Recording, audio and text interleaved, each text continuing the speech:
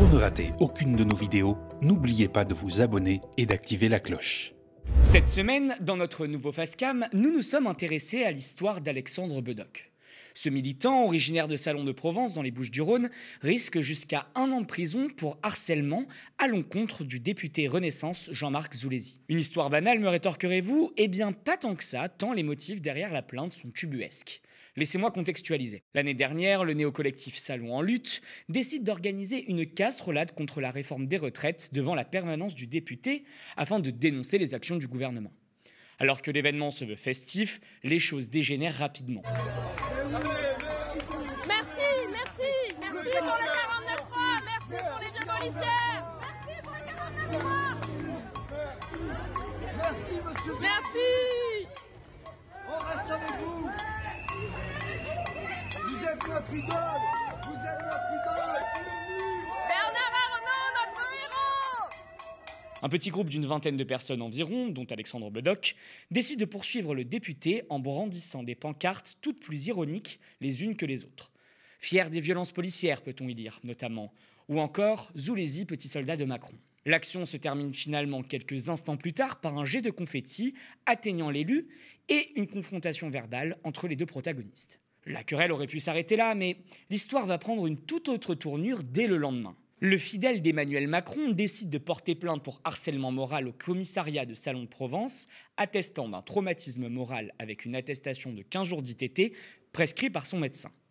En parallèle, le militant écopera d'une deuxième plainte pour usurpation d'identité, mais la suite de l'histoire, c'est au principal concerné de vous la raconter. Votre Facecam, c'est tout de suite sur Le Média.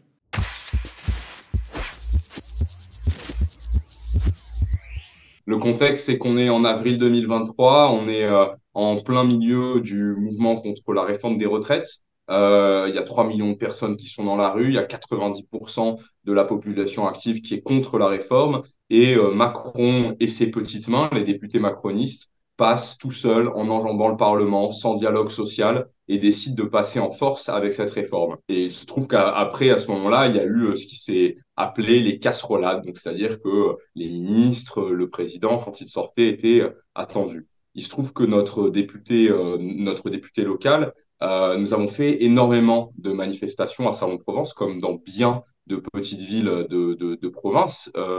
Donc, il y a eu près de 15 manifestations pendant la réforme des retraites, ce qui est du jamais vu pour la ville. Et maintes fois, on a fait des demandes auprès du député d'être reçu, de pouvoir avoir une réunion pour discuter de la réforme des retraites. Et jamais ces demandes n'ont été suivies et honorées, malgré le fait que des fois, des assistants de son cabinet nous disaient, bien sûr, on vous rappellera.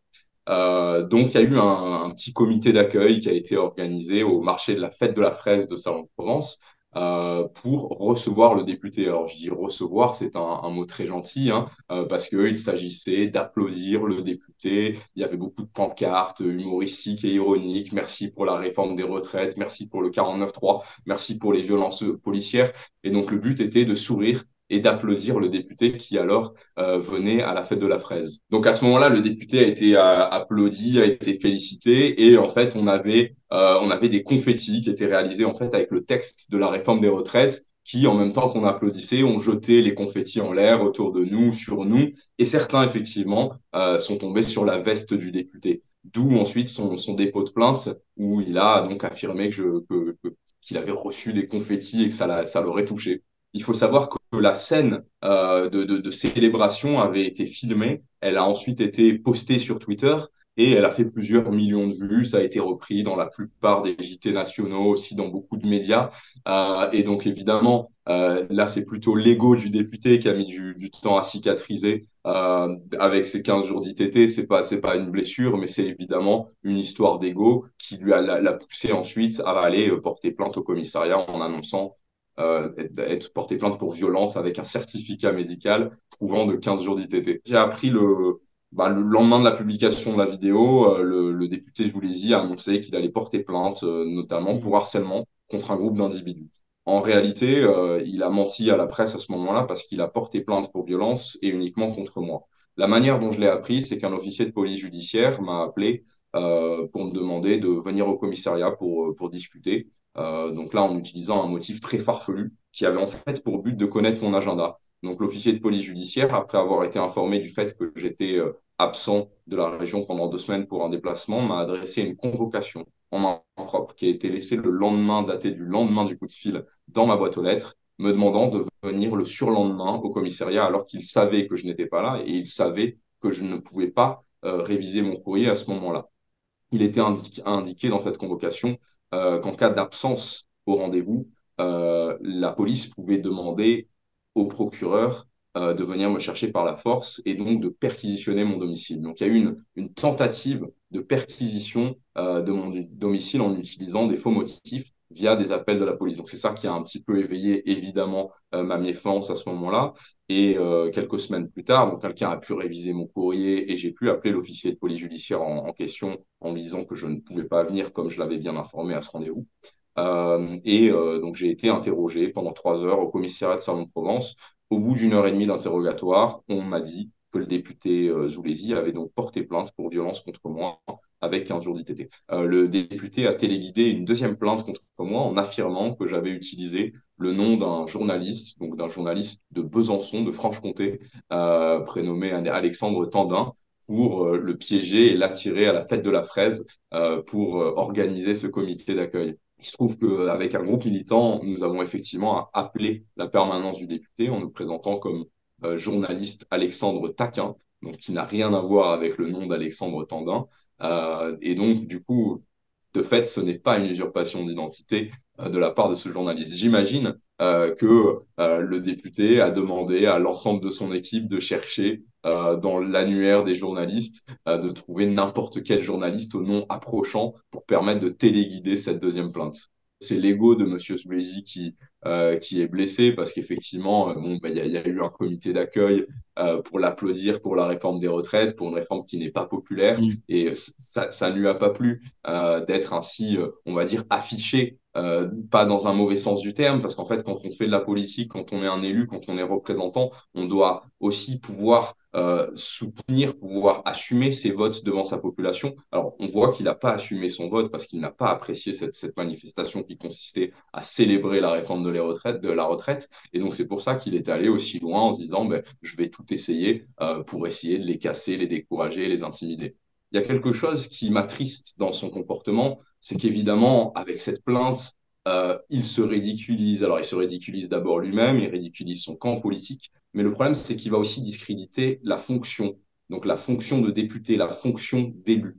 Et nous, citoyens actifs, qui militons, qui allons dans la rue, qui faisons signer des pétitions, ça veut dire que nous croyons en la parole politique. Avec ce genre de comportement, M. Soulezi, il affaiblit la parole politique. Et du coup, la politique, normalement, c'est tout ce qui permet de faire changer la vie des gens. C'est pas le fait d'instrumentaliser la police, la justice pour ces histoires d'ego ou pour des fins politiques. Donc, alors, le risque que j'encours actuellement, c'est 1 an de prison.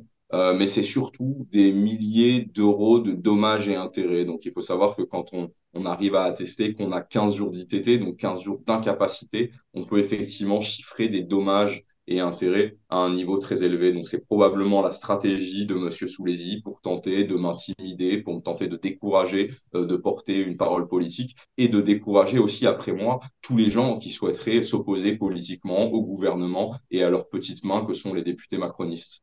Concernant ce type de comportement, et bien évidemment, je les condamne. Instrumentaliser la police, instrumentaliser la justice, qui sont des services publics qui appartiennent à tous les citoyens et qui sont financés par tous, par des élus à des fins personnelles et politiques, c'est effectivement indigne de la part d'élus. Deuxièmement, le fait de s'attaquer à des citoyens de cette manière, en utilisant la justice pour les intimider, pour leur faire peur et surtout pour décourager ceux qui, derrière eux, voudraient se mobiliser. Parce qu'on ne va pas se leurrer dans cette histoire. Cette histoire, elle n'est pas seulement la mienne. De tout temps, les militants ont été pris pour cible de cette manière-là. Aujourd'hui, c'est moi. Hier, c'était une autre. Et demain, ce sera quelqu'un d'autre aussi. Donc là aussi, c'est le but de faire un exemple. Tout cela, ce sont des stratégies qui sont profondément antidémocratiques. Ce qui motive, en tout cas, tout mon comportement, toute mon action depuis cette plainte, c'est l'importance de garder la tête haute quand on est attaqué de cette manière et surtout de le faire savoir, de ne pas rester tout seul et d'en parler au maximum autour de soi pour montrer d'abord que ce genre de comportement de la part des élus existe, et aussi de montrer qu'on ne doit pas se démonter. Ça, c'est le fait d'être déterminé, c'est un devoir moral. En fait, on ne doit surtout pas lâcher face à de telles méthodes. Donc, c'est ça qui a animé mon action jusqu'à maintenant, et c'est ça qui, quelle que soit l'issue de ce procès, continuera à animer mon action après. Merci à toutes et à tous d'avoir suivi notre Facecam. Vous pouvez retrouver toutes nos émissions sur le canal 350 de la Freebox. Vous pouvez également soutenir le travail de l'ensemble de la rédaction en vous abonnant aux médias pour la somme de 5 € par mois.